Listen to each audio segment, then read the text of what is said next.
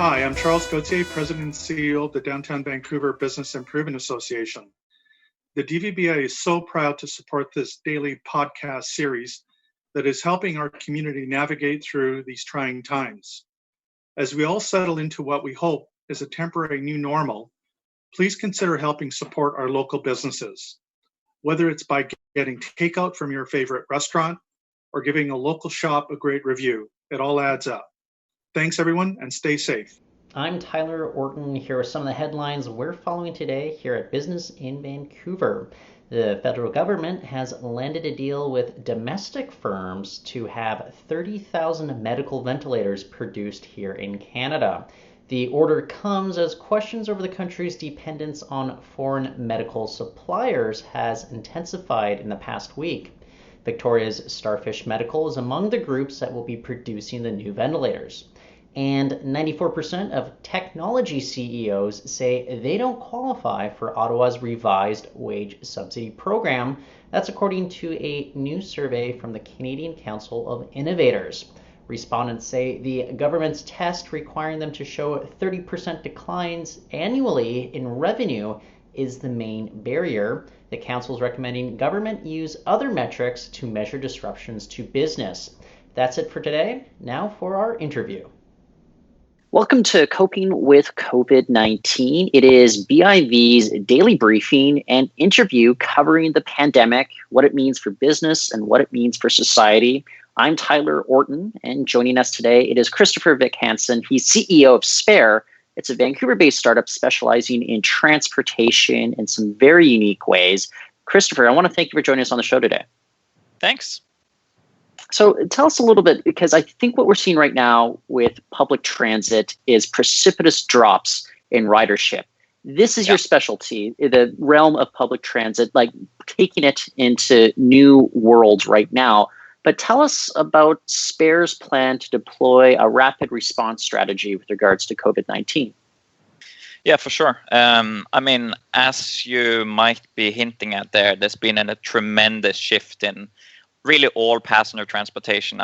We've all seen kind of airlines struggling and all of this, but in all facets of passenger transportation, we're seeing huge drops of ridership. Based on numbers that we're seeing public transit ridership across the world dropping by 70 to 80%, in some cases even more. So there's a huge drop in both ridership, which comes with drop in revenue. So these transit agencies across the world are really struggling.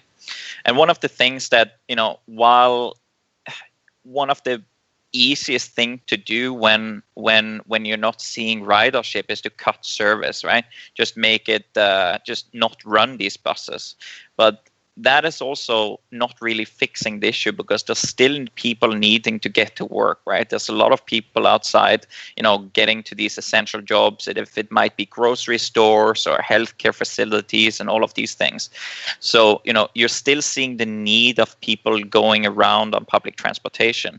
And in response to that, we've seen many places around the world trying to introduce more on-demand services in order to cope with that, and that's kind of part of what we've been able to be part of in order to help our partners and our customers overcome this challenge.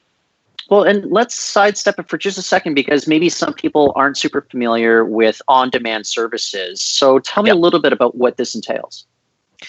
So, the easiest way to explain it is just like, instead of regular buses going on regular routes at regular times, they come when people actually order them. So they come when needed. We've seen taxis and Ubers and Lyft and all of these things incorporate this technology. And we're seeing this big shift also in public transit where they're using technology like that. And that's where companies like Spare come in. And so it's interesting. Essentially, people will be using this for their mobile phones. They're going to be sending this information over to these companies. I'm wondering, for a situation like this pandemic, though, there's other additional concerns with regards to the spread and transmission of the coronavirus moving forward. How do you guys kind of navigate making sure that even if there's on demand, there's a great number of people looking for any one location, you're still not making sure that people, gather in large groups at this point?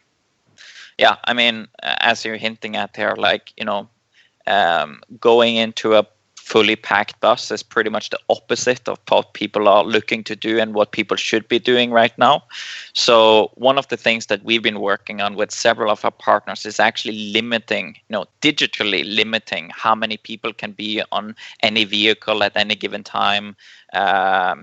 Looking at different ways to actually track people, if there's any infections that we can track based on back to people that have been on the vehicle, that might be something that we can pull data of, and really being able to kind of constrain these types of services to offer the service to people who really, really need it, right? And then maybe not that much more, right? So some of the services that we've been working on has been like specially designed for example, transporting healthcare workers, or we're looking at some, delivery type services for some special people, or, there's still people that need to go out and be part of society, right?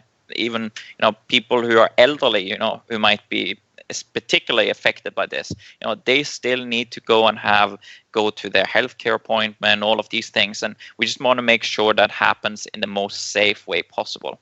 So that's really been a lot of what we've been doing for the past couple of weeks. I'm curious, is there a case study or a specific example that you can point to right now that is actively using this strategy and you guys are seeing some signs of success? Yeah, for sure. I mean, we have actually most of our customers and most of our partners are looking at this. I can highlight one specific example because we were really quick to get this up and running. It only took us 48 hours to get up and running with this. Oh, wow. It's in Palma in Spain. One of our partners there, the public transit agency of Palma, they were really looking. I mean, as you probably seen in the media, Spain is one of the worst hit places in this whole pandemic, and it was really important for them to actually get enough healthcare workers to the healthcare centers in order to actually react to what they're seeing. So we worked with a public transit agency there in order to quickly launch a service that's really focused in on transporting healthcare workers to the healthcare facility, but not much more than that, right? So, and then do it in a very controlled and limited way so that we can, pinpoint the exact vehicles. We can make sure that the vehicles are properly cleaned. We can make sure that, we're not taking many passengers at any given time. Just being extra careful about how we're actually facilitating this. Well, obviously, your customers are in different jurisdictions across the globe, which is having different impact. The pandemic is having different impacts there. How much maneuvering do you guys have to do to make sure that you're able to accommodate the different requests that this strategy may require for all your different customers? Yeah, I mean, in some cases, there are obviously ways we cannot help.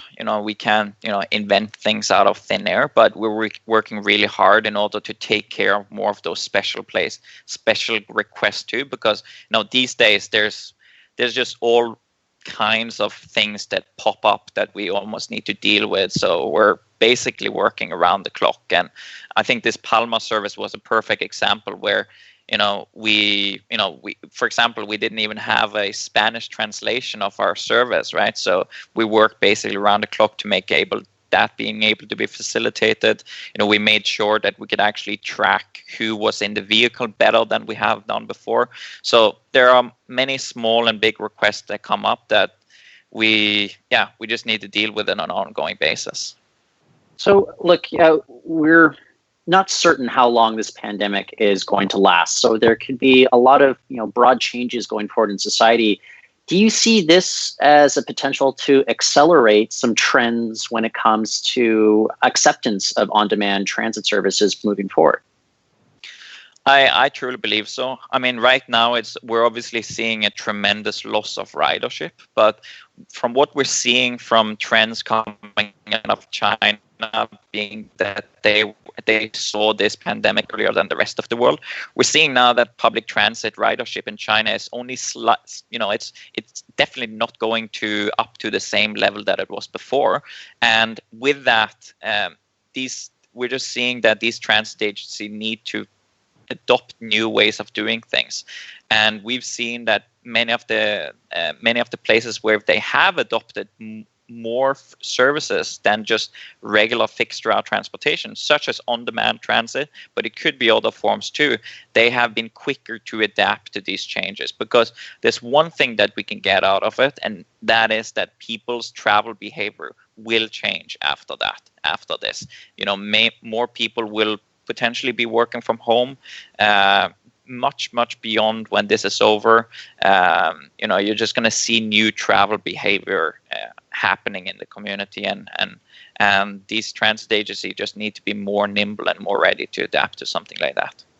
Well, one of the other things that I think you can offer some insight into is maybe driver safety in terms of more adoption of driverless vehicles moving forward. That's been a big issue here in Vancouver. We have passengers can't even sit near the driver at this point. What do you think about the potential for, transit agencies to further look into the possibilities behind driverless vehicles? For sure. I mean, I think that is for sure going to happen at some point. We in Vancouver, we often forget that we have one of the most longest running autonomous transportation systems in the world, the SkyTrain station, right, which has been autonomous for the past 30 years. And the adoption of these systems is going to be important regardless of there's a pandemic or not, right? Because you're seeing that there's just not enough drivers out there in order to cope with the demand that we're seeing in transportation going forward. I'm also curious, just when you look more broadly at your customer base, is there a difference in terms of how people are responding to what they might need from you? Are there some jurisdictions they've been on the ball right away, they know that they need to have some sort of changes? Are there others, just depending on how their communities are reacting to the pandemic, maybe they are in more of a wait and see sort of approach right now? For sure. I mean, again, for example, looking at somewhere like Palma, Spain, they're facing things that is for us in Vancouver just unimaginable, right? That's pretty obvious to see, right? So there is a much more certain acceptance to adopt radical moves in some places versus others. But I would say that throughout most of our most of our partner base, we are seeing that people are really getting, seeing the importance of having tools like this ready to go. I'll leave this off for this last question as we wrap up here, but a lot of businesses, they're trying to weather the storm as best they can. Do you see a lot of potential for Spare to come out even stronger than before? Because as you said, the way that we transport ourselves after this pandemic, it's going to be a very different thing. And maybe a platform that you guys have is able to maneuver that a lot better than some of the more traditional systems. For sure. I think there's both, challenges and opportunities like any other business. We can definitely see that there's a higher adoption of these, types of on-demand transportation services out there. But at the same time, it's going to be very important that, our partners, our customers are actually around for when this is all over, right? So, just like we want the airlines to still exist after this is all over, I think we as a society also want our public transit systems to exist and come out of this even stronger. So I think that that would also be extremely important to think about going forward. Well, so Kristoffer, a lot of great stuff that you guys are doing. It's very cool. We've got a Vancouver-based company that is ahead of the curve right now when it comes to all this. And I want to thank you for joining us on the show. Thank you. That is Kristoffer Vik Hansen. He's the CEO of Spare. And I'm Tyler Orton. That is it for Coping with COVID-19. I want to thank everybody for listening. We'll be back again tomorrow.